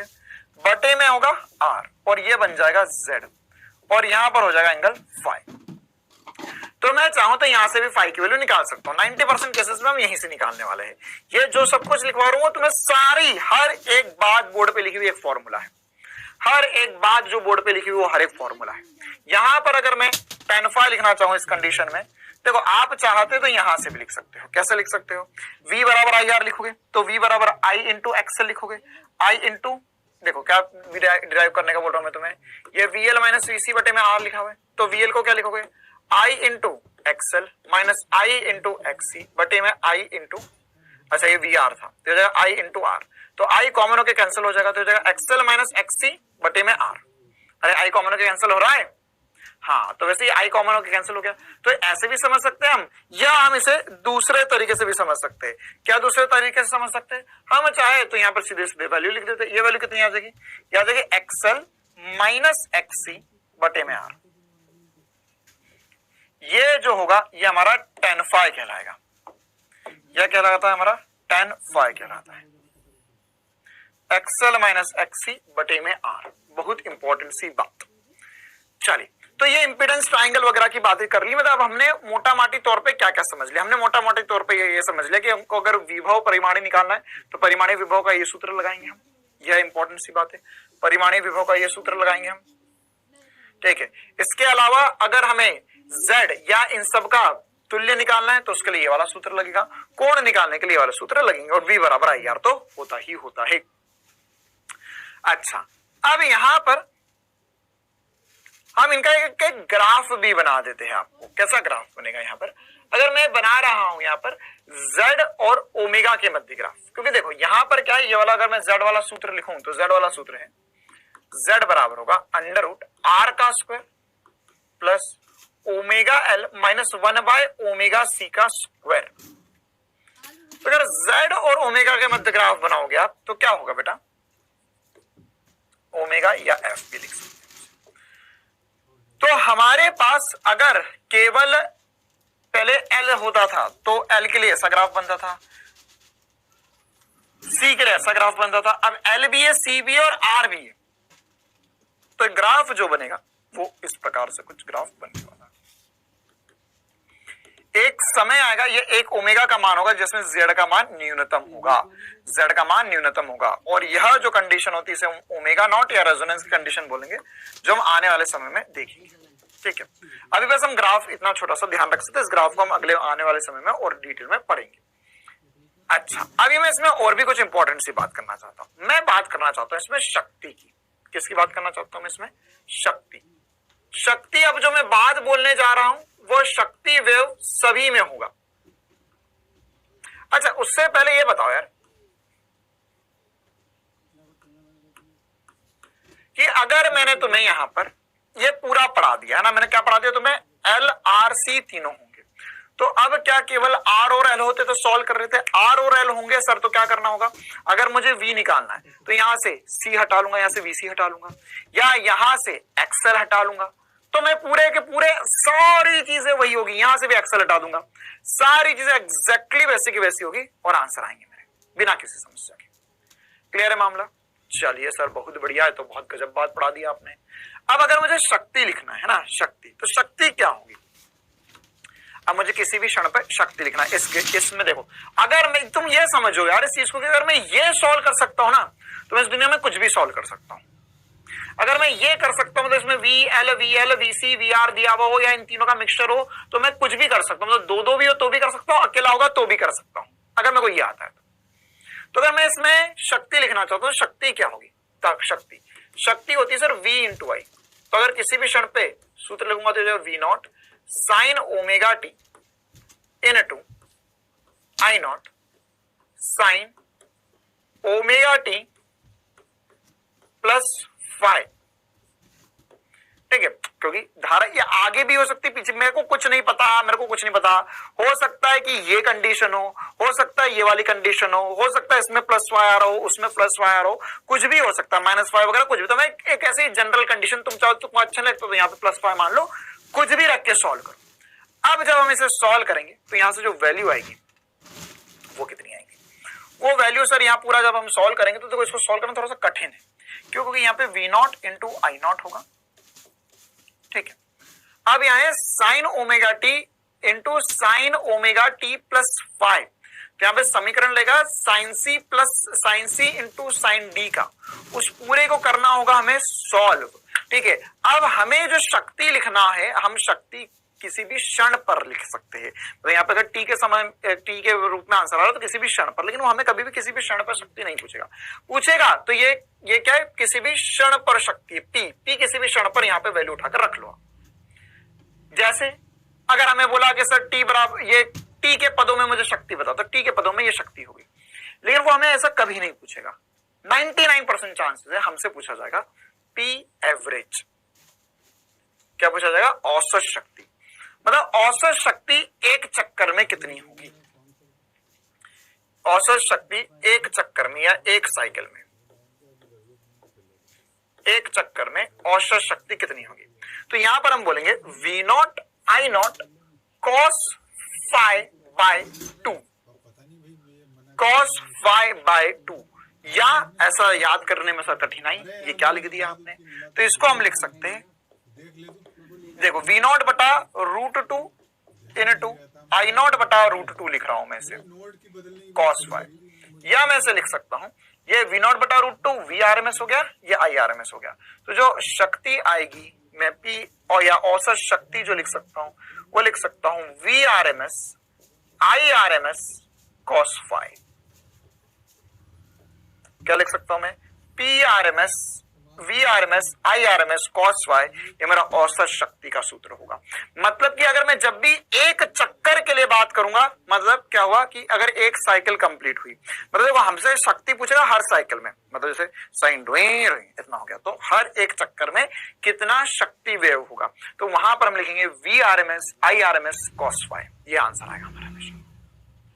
cos phi कैसे निकलेगा सर, cos phi ये यहां से निकलेगा, ये वाला जो ट्राइंगल बनाया हमने इसमें से cos phi निकाल सकते हैं, आप चाहो तो इसमें से भी cos phi निकाल सकते हो, ठीक है। एक बार मैं cos phi की वैल्यू आपको निकालकर बताता हूं, है ना, cos phi की वैल्यू निकाल कर देखते हैं। हम व्यापक रूप से बात कर रहे हैं, हम सभी के लिए बात कर रहे हैं ना, मतलब सभी प्रकार के, ये होगा z, ये होगा phi, और यहां पर होगा xl माइनस xc, और ये हो जाएगा r। तो अगर मैं यहां पर cos phi पूछूं आपसे, जैसे tan phi तो तुमने लिख दिया, हाँ सर tan phi तो लिख दिया हमने, cos phi क्या होगा, cos phi क्या होगा, तो cos phi जो होगा बेटा उसे हम लिख सकते हैं, क्या लिख सकते हैं, ये लिख सकते हैं सर, cos phi होता है आधार बटे कर्ण, तो हो जाएगा r बटे में z, क्या हो जाएगा r बटे में z, ये मेरे पास cos phi की वैल्यू है। तो ये हमारा मेन फॉर्मूला यही है, हम इसी फॉर्मूले को लिख सकते हैं, VRMS IRMS cos phi क्या हो गया, r बटे में z वैल्यू आ गई है। अब VRMS, IRMS वगैरह वगैरह हम लोग निकालेंगे क्वेश्चन के अनुसार, क्वेश्चन करेंगे इस पे भी। अच्छा, ये पहली इंपॉर्टेंट बात थी। Z को क्या लिख सकते हैं? Z को तो पूरा वाला बड़ा वाला सूत्र √R² + XL - XC का होल स्क्वायर लिख सकते हैं। ओके सर, बहुत बढ़िया, बहुत मजा आया इसमें तो। अब ये सर यहाँ पर एक चक्कर में है, बहुत बढ़िया, एक चक्कर में हमने कॉस ये लिखा हुआ है। अब इसमें एक और छोटा सा चक्कर है, क्या? ये कॉस फाई घटक टाइप लग रहा है किसी चीज का, बिल्कुल घटक है ये, है ना। देखो क्या होता है एक्चुअल में, हमारे पास जो धारा होती है, अगर मैं ऐसा समझू कि अभी हमने क्या माना था कि हमने हमारा धारा फाई से आगे है, ऐसा मान, जैसे मान के करें वैसी बात कर लेता हूं, है ना। तो देखो क्या हुआ, मैंने बोला कि यहां पर वोल्टेज इधर है और धारा इधर है। मेरे को देखो, अब ये दिल पे मत लगा लेना कि आप तो अभी वोल्टेज ऊपर बना रहे थे, धारा नहीं, तो कुछ भी हो सकता है सवाल में, है ना। तो यहां पर मान के चलो कोण फाई बना, क्या बना? कोण फाई बना। तो अगर ये कोण फाई बना तो मैं आई के दो घटक कर सकता हूं। आई के क्या कर सकता हूं? दो घटक। आई के दो घटक क्या आएंगे? ये वाला जो घटक आएगा वो हो जाएगा आई कॉस फाई, और ये वाला घटक जो आएगा वो आएगा आई साइन फाई। ये वाला घटक क्या आएगा? आई साइन फाई। ठीक है, तो देखो अब हम धारा एक्चुअल में अब हमारे लिए दो प्रकार की धारा होगी। अगर मैं ये RMS माने, कुछ नहीं, मैं कुछ नहीं बोल रहा हूं, मतलब RMS ही लिख रहा हूं मैं, है ना। तो अगर मैं देखूं यहां से, तो ये वाली जो धारा है वोल्टेज की दिशा में है ना। धारा का एक घटक जो है वो वोल्टेज की दिशा में है, तो ये वाली जो धारा है वो शक्ति देती है हमें, VI cos फाई देती है।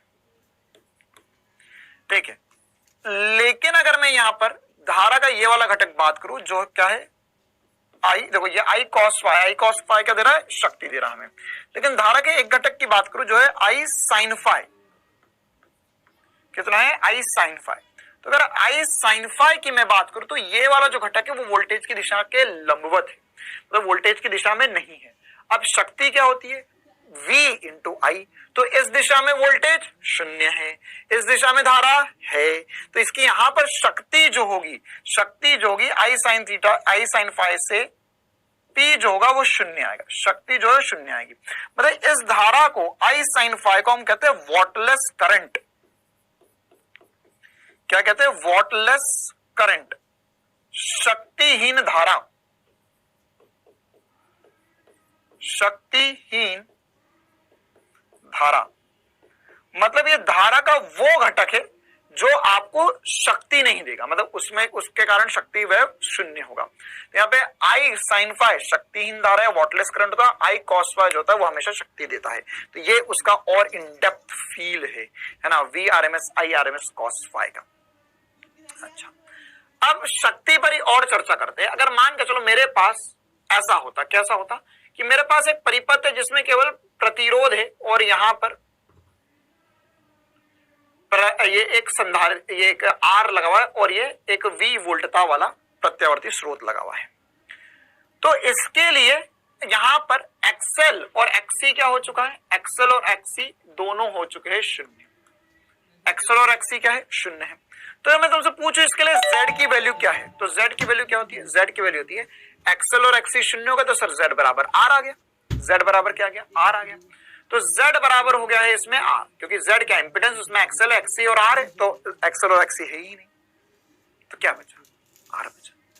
तो अगर मैं तुमसे इसमें पूछूं कि P एवरेज क्या होगा? P एवरेज, तो तुम बोलोगे sir VRMS IRMS cos phi. अच्छा, अब अगर R बराबर Z हो गया है तो यहाँ पे cos फाई कितना हो गया?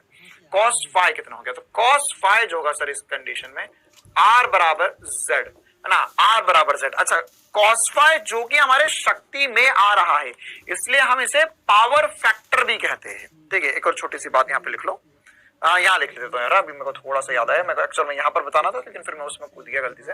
तो यहाँ पर cos फाई को और क्या लिख सकते हैं? cos फाई को हम लिखते हैं पावर फैक्टर, शक्ति गुणांक। क्या लिखते हैं? शक्ति गुणांक, पावर फैक्टर। मतलब एक्चुअल में यही हमें बता रहा है कि अगर मैं ऐसा समझू, देखो ध्यान समझना, P एवरेज क्या है? P एवरेज है VRMS IRMS cos फाई।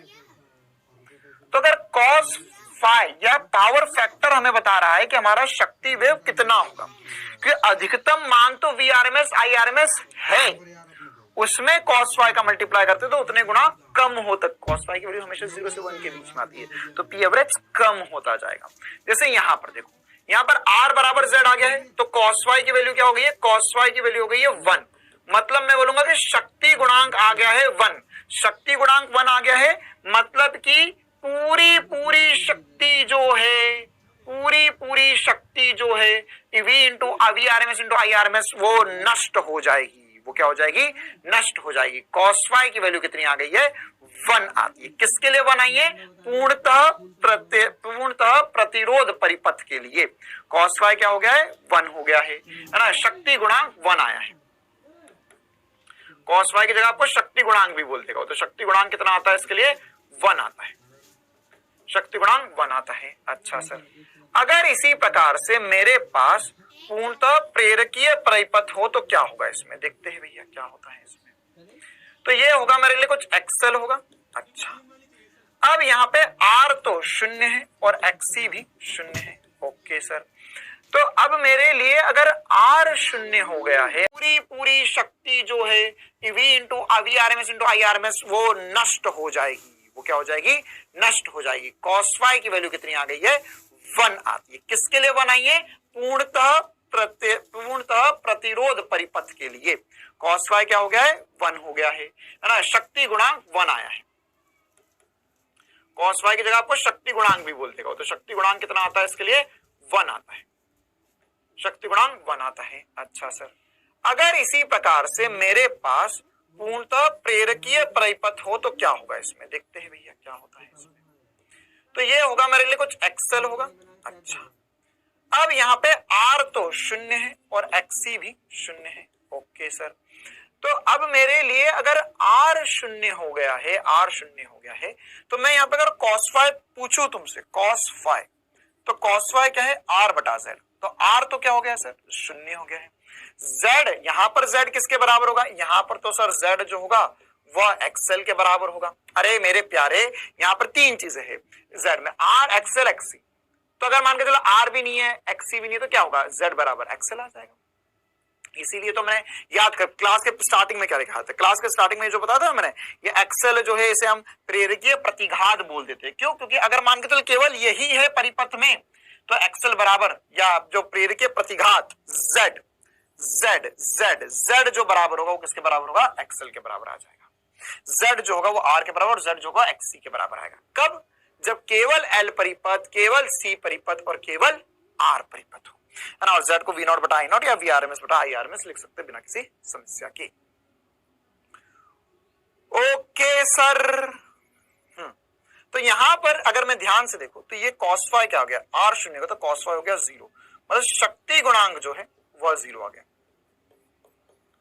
शक्ति गुणांक जो है वह क्या आ गया, 0 आ गया। मतलब P एवरेज अगर मैं देखूं तो वह 0 है एक चक्कर के लिए। मतलब गजब की बात पता चली है मुझे कि अगर मेरे पास पूर्णतः प्रेरकीय परिपथ हो जिसमें कोई प्रतिरोध ना हो, जिसमें कोई प्रतिरोध ना हो, तो अगर कोई प्रतिरोध ना हो तो उस कंडीशन में P एवरेज जो होता है वो 0 होता है, या P का औसत मान जो आता है वह 0 आता है, नील बटा सन्नाटा आता है। ओके सर, अब यहां पर और क्या हो सकता है, अगर मेरे पास यहाँ पर पूर्णतः धारतीय परिपथ हो गया, मतलब यहाँ पे XC हो गया, तो इसमें भी वही वाली बात होगी, इसमें एक चक्कर में यहाँ पर R 0 हो गया। अगर R 0 हो गया है तो cos phi जो होगा वो 100% 0 हो जाएगा, या शक्ति गुणांक जो है वो 0 हो जाएगा, शक्ति गुणांक जो है वो कितना आएगा, 0 आएगा। तो शक्ति गुणांक अगर 0 आ चुका है मेरे प्यारे, तो मैं क्या बोल सकता हूं, इसमें भी सर P एवरेज जो होगा एक चक्कर में वो 0 हो जाएगा, P एवरेज जो होगा वो 0 आएगा।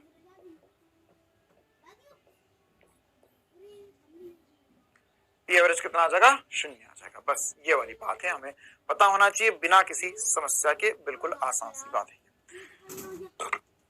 सॉरी सब 2-2 बार डकार रहे, खाली पेट डकार आ रही है ना, क्लास के चक्कर में भूख भूख सब मिट गई है। देखो ये आर है, एक्सएल है, एक्सी है, तो इसमें पी एवरेज जो होगा वो शून्य आएगा, इन दोनों में हमेशा होगा।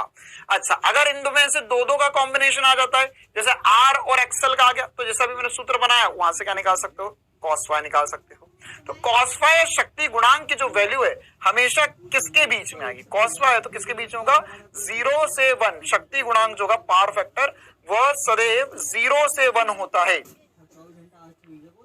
यहां पे लिख लो 0 से 1 वैल्यू आती है, उसे पता होना चाहिए, लेकिन फिर भी 0 से 1 के मध्य होता है। कौन होता है कॉस फाई। चलिए बहुत बढ़िया सर, बहुत मजा आया। तो अब ये सब कुछ हमने इसकी थ्योरेटिकल चीजें कंप्लीट कर दी है। अब हमें क्या करना है, अब हमें इस पे जो बहुत छोटे छोटे से आसान से कुछ क्वेश्चंस करने हैं। कुछ क्वेश्चंस मैं आपको आज की क्लास में करवा रहा हूँ, थोड़े एक दो मतलब थोड़ा सा हमें ऐसा आइडिया लग जाए कि हमने जो पढ़ा उसको सेट कैसे करना है ना। हमने इतना विराट पढ़ा तो उसका सेटिंग क्या है, कुछ 2-4 क्वेश्चन करेंगे, फिर और भी कुछ क्वेश्चन नेक्स्ट क्लास में भी करेंगे। तो मैं कुछ बेसिक से क्वेश्चंस मैं आपको करवा देता हूँ। जैसे देखो यहाँ पे प्रतिबाधा ज्ञात करनी है, प्रतिबाधा बोलो प्रतिघात बोलो ठीक ही है, ठीक है। तो हमें बेसिकली अब ये आर भी है ये एल भी है। अब देखो ध्यान से, ये देखा जाए तो कैसा परिपथ है, ये आर एल परिपथ है। क्या है, आर एल परिपथ है। लेकिन मैंने तो तुम्हें आर एल परिपथ पढ़ा ही नहीं, तो तुम कर ही नहीं सकते। नहीं, तुम फिर भी कर सकते हो। क्यों, क्योंकि मैंने जेड पढ़ाया तुम्हें, प्रतिबाध या प्रतिघात भी बोल सकते हैं, प्रतिबाधा या प्रतिघात। ये होगा आर का square plus XL minus XC का स्क्वायर। बहुत बढ़िया। अब यहां पर क्या दिख रहा है तुम्हें, यहां पर सर हमें दिख रहा है आर की वैल्यू जो है वो है 150 ओम। अच्छा, अब ये देखो, अब ये प्रेरक दिया हुआ है, प्रेरक के नीचे ऐसा लिख दिया, इसका मतलब क्या हुआ, ये तुम्हें सीधे एक्सएल दे दिया। अगर ओम आगे लिखा हुआ है मतलब तुम्हें क्या दिया हुआ है, सीधे एक्सएल दिया हुआ है, तो क्या 200 ओम। एक्सी क्या है, एक्सी जो है वो 0 है।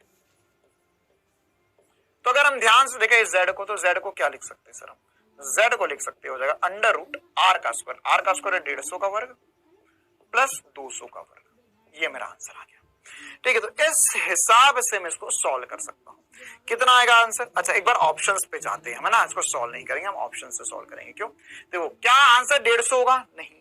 क्या आंसर 200 होगा, नहीं। क्या आंसर 150 और 200 से थोड़ा ज्यादा होगा, बिल्कुल। तो 250 ओम मेरा सही जवाब आ जाएगा। क्यों, क्योंकि मुझे पता है सर ये क्या आएगा, ये कुछ 150 का वर्ग होगा फिर 200 का वर्ग, उनका योग करके फिर वर्गमूल करूंगा, तो ये वैल्यू 200 या 150 से तो ज्यादा ही आएगी, 100%। तो ज्यादा आएगी तो मैं कितनी बोल दूंगा, इसे 250 ओम बोल सकता हूँ। बहुत बढ़िया सर, और करवाओ कुछ। जैसे देखो यहाँ पर है ना, यहाँ पर पूछा हमसे शक्तिहीन धारा, वाटरलेस करंट। तो हमें बोला हुआ है एक ऐसी परिपथ है जिसमें 200 वोल्ट का स्रोत लगाया जाता है, प्रतिरोध 220 ओम है, आवृत्ति 50 हर्ट्ज से, एवं प्रेरक तो जो है 0.7 हेनरी है। तो परिपथ में शक्तिहीन धारा कितनी होगी, है ना। एक बढ़िया सवाल। देखो तो पहले हमें क्या क्या दिया है पहले लिख लो, है ना। ये बढ़िया सवाल है। V बराबर 200 वोल्ट दिया, इसमें सब कुछ ही निकालना है क्योंकि तुम्हें, है ना, इसलिए थोड़ा सा बढ़िया सवाल है। V बराबर 220 वोल्ट दिया हुआ है, फ्रीक्वेंसी जो है वो 50 हर्ट्ज दी हुई है, आर कितना दिया हुआ है, आर दिया हुआ है 220 वोल्ट, सॉरी वो 220 ओम दिया हुआ है। अब तुम्हें सबसे पहले क्या निकालना पड़ेगा, सबसे पहले तुम्हें निकालना पड़ेगा एक्सएल। क्यों, क्योंकि एल दिया हुआ है तुम्हें। एल कितना दिया हुआ है, एल दिया हुआ है तुम्हें 0.7। तो अगर ये 0.7 दिया हो तो एक्सएल निकालो, होता है 2 pi into F into L, तो हो जाएगा 2 इंटू 22/7 इंटू फ्रीक्वेंसी जो है वो 50 है इंटू 0.7। सर आपको कैसे पता चल गया 22/7 रखना है, क्योंकि मुझे यहाँ पे 7 दिखा मतलब ये 7 से 7 कटवाना चाहता है, तो ये 0 उड़ेगा, ये उड़ गया, तो ये 7 से 7 कट गया। तो यहाँ पे अल्टीमेटली कितना आ गया देखो, 5 इंटू 2 10, 10 इंटू 20, तो 220 ओम। ये मेरे पास एक्सेल आ गया। क्या आ गया मेरे पास, एक्सेल आ गया। क्लियर है मामला, अच्छा सर। अब हमें शक्तिहीन धारा प्राप्त करनी, तो धारा भी प्राप्त करनी है, शक्तिहीन धारा भी प्राप्त करनी है। तो सबसे पहले मेरे को क्या निकालना पड़ेगा, आई। आई क्या होगा, आई होगा सर यहाँ पे V बटे में Z। क्या होगा, V बटे में Z। तो Z निकाल लेते हैं पहले। Z कैसे निकलेगा, Z का सूत्र पढ़ा है सर आपने, अंडर रूट R का square plus XL minus XC का होल स्क्वायर। तो हमारे पास एक्सएल क्या है, एक्सएल दिया हुआ सर 220 निकाला हमने। एक्ससी क्या है, एक्ससी तो है ही नहीं सर, सी के बारे में कुछ चर्चा ही नहीं, तो सी तो शून्य हो गया। अच्छा, फिर उसके बाद में हमारे पास आर क्या है 220 है, तो वैल्यू उठा के रखते, ये हो जाएगा वर्गमूल 220 का वर्ग प्लस एक्सएल, एक्सएल कितना है, एक्सएल है सर मेरे पास 220 का वर्ग प्लस एक्ससी तो शून्य हो गया, तो यहां पर क्या हो जाएगा, यहां पर आ जाएगा सर 220√2, यह हो जाएगा जेड मेरे पास, क्या हो जाएगा मेरे पास जेड, आगे लगा लो ओम, आगे क्या लगा लो ओम, बहुत बढ़िया। अच्छा, अब मेरे को जेड पता चल गया, आई कितना है निकालना है, वी कितना है, वी दिया हुआ 220 वोल्ट, तो यहां पर से मैं लिख सकता हूं आई बराबर हो जाएगा सर, आई बराबर कितना हो जाएगा, आई तो बड़ा सवाल है, थोड़ा सा आराम आराम से कर रहे हैं हम। आई का मान है सर वी, वी का मान कितना है 220 बटे में 220 बटे में √2, तो ये कट गया, यहां पर आ गया 1/√2 एम्पियर। अच्छा, क्या ये आंसर है 1/√2 एम्पियर, क्या ये आंसर है, ना ना ना ना ना ना ना ना ना ना ना, ये आंसर नहीं है। हमसे पूछा है वॉटलेस करंट, तो वॉटलेस करंट क्या होता है, वॉटलेस करंट ये होता है आई साइन फाई होता है, तो अब तुम्हें साइन फाई भी निकालना पड़ेगा। एक बार त्रिभुज बना लो, देखो ध्यान से, इस त्रिभुज में ये है फाई, आधार आर कितना दिया हुआ है, आर दिया हुआ सर 220, ये आर का मान दिया हुआ। अच्छा, यहां पर होता है एक्सएल माइनस एक्ससी, तो एक्ससी तो है ही नहीं, तो हो जाएगा 220, यहां भी लिखा हुआ है सर, और जेड की वैल्यू भी हमने निकाल ली है सर, हमें पता है यहाँ पर, है ना। अगर आप चाहो तो वैल्यू ना रखते हुए पहले ऐसा देख लो, कैसा देख लो, यहाँ पर